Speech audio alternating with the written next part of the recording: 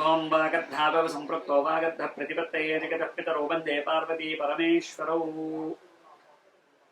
మే 1వ తారీఖు నుంచి మేషరాశి నుంచి వృషభ రాశికి ప్రయాణం చేస్తూ ఉన్నటువంటి గురుడు వల్ల మీనరాశికి ఏ విధమైనటువంటి యోగాలు కలగబోతూ ఉన్నాయి, దోషాలు కలగబోతూ ఉన్నాయి. ఒకసారి మనం ప్రయత్నించినట్లయితే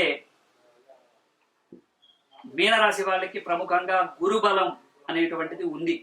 ఎందుచేతన అంటే మీనరాశికి గురుడే అధిపతి అయినప్పటికీ గురుడు శుక్రుడి యొక్క రాశిలో ఉన్నాడు. దానివల్ల కొంత అయితే మీకు ఇబ్బందులు కలుగుతాయి. దాంతోపాటు మీరు చేసేటువంటి పనులన్నిటిలోనూ కూడా మీకు మేలు చేసేటువంటి యోగాలు, భోగాలు, దాని తర్వాత మీరు అనుకుంటున్నటువంటి కార్యక్రమాలు ఇవేం జరగవు. ఒకటే, మీకు యోగదాయకంగా ఉందా అంటే ఉంది. తృతీయ స్థానంలో ఉన్నటువంటి గురుడు వల్ల మీకు కొంత ఉపశమనం కలగబోతోంది. కుటుంబ సమస్యలు తీరబోతూ ఉన్నాయి, అనారోగ్య సమస్యలు తీరబోతూ ఉన్నాయి, ఆర్థికంగా మీరు చేసినటువంటి అప్పులు కొంత తీర్చబోతూ ఉన్నారు. వీటన్నిటితో పాటు కుటుంబ కలహాలు, ఆస్తి తగాదాలు ఏమన్నా ఉంటే తీరబోతున్నాయి. కానీ అనారోగ్య సమస్యలతో పాటు మీరు ఎందులోనైనా మాట ఇచ్చి ఇరుక్కుపోతే మాత్రం వాటి నుంచి బయటపడేటువంటి అవకాశం చాలా తక్కువగా ఉంది. 12వ స్థానంలో ఉన్నటువంటి శని, జన్మస్థానంలో ఉన్నటువంటి రాహువు వీటి వల్ల కలిగేటువంటి ఇబ్బందులు తాపత్రయాన్ని కలగజేస్తూ ఉన్నాయి. అంటే మీలో అసంతృప్తిని కలగజేస్తూ ఉంటాయి. వీటన్నిటితో పాటు కోపాలు, భయాలు, ఆందోళనలు ఇవన్నీ సాధారణంగా కొనసాగుతూ ఉంటాయి. ప్రధానంగా మీరు చెయ్యాలనుకుంటున్నటువంటి పనిని ఆపు చేస్తూ ఉంటాయి. కానీ గురుబలం చేత మీరు అన్నిటినీ కూడా అధిగమించగలుగుతూ ఉంటారు. 10 సార్లు ప్రయత్నం చేస్తే 11వసారి సక్సెస్ అవ్వడానికి గురుడు కారణమవుతూ ఉంటాడు. అంతేకాదు మీరు కొన్ని ఇబ్బందుల నుంచి బయటపడడంతో పాటుగా ఆర్థిక సమస్యలు ప్రధానంగా తీరడానికి ఇది ఉపయోగపడుతుంది. సంతానం లేని వాళ్ళకి సంతానం కలుగుతుంది, శుభకార్యాలు లేని వాళ్ళకి శుభకార్యాలు అవుతాయి. ప్రధానమైనటువంటి సమస్యల్లో మీరు ఇరుక్కున్నప్పుడు బయటపడడానికి ఇది ప్రధానమైనటువంటి సమస్యల్లో మీరు ఇరుక్కున్నప్పుడు వీటన్నిటి నుంచి కూడా సజావుగా బయటపడడానికి ఇది మీకు బాగా ఉపయోగపడుతుంది. గురుబలం అనేటువంటిది మీకు సహజంగా ఉన్నటువంటి శక్తి. కాబట్టి మీకు విడదీయరానటువంటి సహజంగా ఉన్నటువంటి ఈ గురు బలాన్ని మీరు ఉపయోగించుకుని తద్వారా మీరు ప్రయత్నం మానకుండా చేసినట్లయితే మీకు యోగదాయకంగా ఉంటుంది. మీరు తప్పకుండా మహారుద్రాభిషేకం 121 సార్లు రుద్రుడికి అభిషేకం చేసుకున్నట్లయితే మేలు జరుగుతుంది. చండీ హోమం కూడా తప్పకుండా చేయించుకోవాలి. ఈ సంవత్సరంలో మీరు చండీ హోమంతో పాటు మహారుద్రాభిషేకం చేయించుకుని తప్పకుండా మిగిలిన గ్రహాల యొక్క బలహీనత నుంచి కూడా బయటపడతారని, అదేవిధంగా గురుబలం చేత మీరు చేసేటువంటి ప్రయత్నాలు ఫలిస్తాయని, అనేక రకాలైనటువంటి సమస్యల నుంచి బయటపడడానికి గురుబలం మీకు బాగా ఉపయోగపడుతుందని తెలియజేస్తూ, అన్ని రంగాల వాళ్ళు కూడా తూచా తప్పకుండా నేను చెప్పినటువంటి ఈ యొక్క విద్యార్థులు, నిరుద్యోగులు, లేకపోతే ఉద్యోగస్తులు, లేకపోతే ఇంకేదైనా వ్యాపారస్తులు, కలిసి రానిటువంటి వాళ్ళు అందరూ కూడా నేను చెప్పినటువంటి మహారుద్రాభిషేకం, చండీ హోమం చేయించుకున్నట్లయితే వాళ్ళకి తప్పకుండా యోగదాయకంగా ఉంటుంది. అనేక సమస్యల నుంచి బయటపడతారు. కాబట్టి తప్పకుండా చేసుకోండి. శుభం భూయాత్. జై శ్రీరామ్. ఓం వాగర్ధాభవ సంపృక్తో వాగర్ధ ప్రతిపత్తయే జగతః పితరో వందే పార్వతీ పరమేశ్వరౌ. ప్రేక్షక మహాశయులకు నమస్కారం. మనం ఈ సంవత్సరం మే 1వ తారీఖు నుంచి గురుడు మేషరాశిలోంచి వృషభ రాశిలోకి ప్రవేశం జరుగుతుంది. దానివల్ల తులారాశికి కలిగేటువంటి లాభ నష్టాలు ఏ విధంగా ఉన్నాయో తెలుసుకోబోతున్నాం. తులారాశికి సాధారణంగా చాలా బలం ఎక్కువ, అంటే సంకల్ప బలం ఎక్కువ.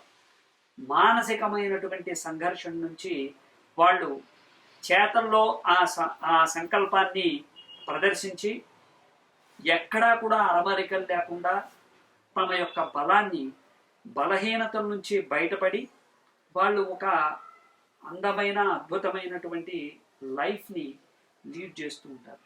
మరి అలాంటి సందర్భంలో గురుడు యొక్క బలం, అంటే గురుడు శుభాల్ని కలగజేస్తాడు, గురుడు మంచి యోగాల్ని కలగజేస్తాడు. ఇది శుభగ్రహం. అటువంటి శుభగ్రహం కలిసి రాకపోతే పరిస్థితి ఏంటి అంటే ఎప్పుడూ స్ట్రగుల్ అవ్వడమే జరుగుతూ ఉంటుంది. 8వ స్థానంలోకి గురుడు రావటం వల్ల అనేక రకాలైనటువంటి ఇబ్బందులు. వ్యాపారం చేసేటువంటి వాళ్ళకి ఇన్కమ్ ట్యాక్స్ రైడ్ లాంటివి జరిగే అవకాశాలు ఉన్నాయి. ఉద్యోగం చేసేటువంటి వాళ్ళకి మెమోలు ఇచ్చి సస్పెండ్ చేసేటువంటి అవకాశాలతో పాటుగా ట్రాన్స్ఫర్లు అనవసరంగా అయ్యేటువంటి అవకాశాలు ఉన్నాయి. వీటన్నిటితో పాటు వయసు మీద పడినటువంటి వాళ్ళకి అనారోగ్య సమస్యలతో పాటు వెనక నుంచి, అంటే ముందు నుంచి జరిగితే అది వేరే సంగతి, వెనక నుంచి చిన్న చిన్న యాక్సిడెంట్స్ కూడా జరిగేటువంటి అవకాశాలు ఉన్నాయి. వీటన్నిటితో పాటు వెన్నుకి సంబంధించినటువంటి, పొట్టకి సంబంధించినటువంటి అనారోగ్య సమస్యలు స్త్రీలకు ఎక్కువగా కలగబోతూ ఉన్నాయి. ప్రేమ వివాహాలు అయ్యి ఈ సంవత్సరమే విడిపోయేటువంటి అవకాశాలు ఉన్నాయి. మాట పట్టింపులతో అన్నదమ్ముల మధ్యలో వైరం వచ్చేటువంటి అవకాశాలు ఉన్నాయి. వీటన్నిటికీ తోడుగా మీరు ఏ పని చేసినా ఆలస్యంగా చేయటం, దాంతోపాటు బద్ధకం, దాంతోపాటు అసహనం, కోపం, వీటన్నిటినీ కూడా చూడటం ఎక్కువగా జరుగుతూ ఉంటాయి. ఎన్ని శుభకార్యాల కోసం మీరు ఎంత తాపత్రయపడినా కానీ ఈ సంవత్సరం అయ్యేటువంటి అవకాశాలు 10 నుంచి 20% మాత్రమే ఉన్నాయి.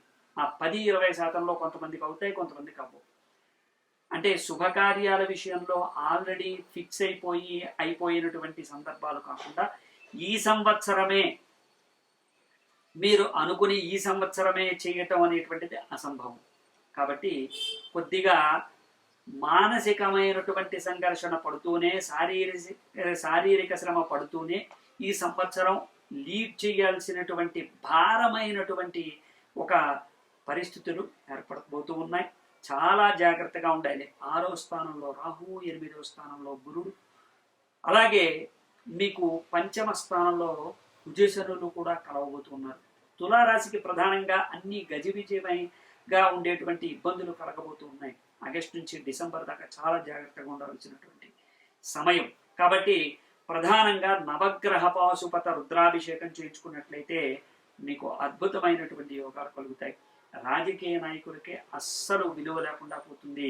వీటన్నిటితో పాటు క్రీడారంగంలోనూ కళారంగంలోనూ ఉన్నటువంటి వాళ్ళకి యోగదాయకంగా ఉన్నప్పటికీ మధ్యస్థమైనటువంటి ఫలితాలు కలిగేటువంటి అవకాశాలు ఉన్నాయి. విద్యార్థులకి మంచి యోగాలే ఉన్నప్పటికీ ఈ సంవత్సరం మళ్ళీ కొత్త సంవత్సరంలో ప్రారంభించేటువంటి విద్యా సంవత్సరం అంతా కూడా కాస్త దృష్టి పెట్టి 100కి 200% దానిపైన, అంటే 10th క్లాస్ రాసేటువంటి వాళ్ళు, లేకపోతే ఐఐటి రాసేటువంటి వాళ్ళు, లేకపోతే ఎంసెట్ రాసేటువంటి విద్యార్థులు, లేకపోతే ఏదైనా స్పెషల్ కోర్స్ చేసేటువంటి విద్యార్థులు, ఐఏఎస్ లాంటి వాటికి ప్రిపేర్ అయ్యేటువంటి వాళ్ళు, తులారాశి వాళ్ళు చాలా జాగ్రత్తగా ఉండాలి. ప్రభుత్వ రంగంలో ఉద్యోగం కోసం ప్రయత్నించేటువంటి వాళ్ళకి పనులు అయితే అవుతాయి, కానీ ఎలాంటి ఇబ్బందులు లేకుండా అయితే సజావుగా సాగడం కష్టం. ఉద్యోగం అయితే వస్తుంది, కానీ వాటిలో మీరు పడినటువంటి కష్టము, స్ట్రగుల్స్కి సరైనటువంటి సమాధానం రావాలంటే కొంత టైం పడుతుంది. అప్పుల మీద అప్పులు చేయటం, మానసికమైనటువంటి ఆందోళనకి గురి కావటం, ఇలాంటివన్నీ కూడా ఎక్కువగా జరుగుతూ ఉంటాయి. కాబట్టి ప్రధానమైనటువంటి సమస్యలు ఏమన్నా ఉంటే వాటిని తీర్చుకుంటూ, వాటిపైన మీ యొక్క సమస్యల్ని బ్రెయిన్కి కాకుండా, మనసుకి కాకుండా, దాన్ని ఒక సమస్యాపూర్వకంగా పక్కన పెట్టి దానికి ఒక జవాబు వెతికేటువంటి ప్రయత్నం చేయండి. అంటే ప్రతిదానికి డిప్రెషన్లోకి వెళ్ళిపోయి ప్రతి విషయాన్ని ఎవరితోనో చర్చించేసి, ఎవరో చెప్పింది నమ్మేసి, మన అభిప్రాయాల్ని కిల్ చేసేసి, అంటే మన అభిప్రాయాల్ని అక్కడితో భూస్థాపితం చేసేసి వాటన్నిటినీ కూడా కలగాపులగం చేసి ఏదో చేసేద్దాం అనుకుంటే ఎవ్వరికీ కూడా కలిసి రాదు. స్వాతి నక్షత్రానికి, చిత్తా నక్షత్రానికి ప్రధానంగా చెప్పబోయేది ఏంటంటే, మీరు ఏ పని చేసినా స్పష్టంగా చేయండి, బద్దగించకండి. విశాఖ నక్షత్రం వాళ్ళకి ప్రముఖంగా చెప్పబోయేది ఏంటంటే, మీరు ఏ పని చేసినా అందరిలో చేయండి, కానీ మీ స్పెషాలిటీ అంటూ బయట పెట్టుకునే ప్రయత్నం చేయండి. భయము, ఆందోళన ఏది వద్దు. ఎదురు దెబ్బలు తగలకుండా చూసుకోండి. వెన్నుముకకి, పొట్టకి అనారోగ్య సమస్యలు రాకుండా చూసుకోండి. ఇన్ఫెక్షన్స్ అనేటువంటివి వస్తూ ఉంటాయి. ఫుడ్ పాయిజన్ అయ్యేటువంటి అవకాశాలు ఉంటాయి. స్త్రీలు ముఖ్యంగా మీకు అనారోగ్య సమస్యలు వచ్చేటువంటి అవకాశాలు మెండుగా కనబడుతూ ఉన్నాయి. కాబట్టి నవగ్రహ పాశుపత రుద్రాభిషేకం లేదంటే దత్తహోమం కూడా మీకు బాగా ఉపయోగపడుతుంది. దత్తహోమం చేసుకున్నట్లయితే మీకు సకల దృష్టి దోషాలు, సకల ఆర్థిక సమస్యలు, అనారోగ్య సమస్యలు తీరుతాయి. కాబట్టి ఈ విధంగా చేయండి, మీకు యోగదాయకంగా ఉంటుంది.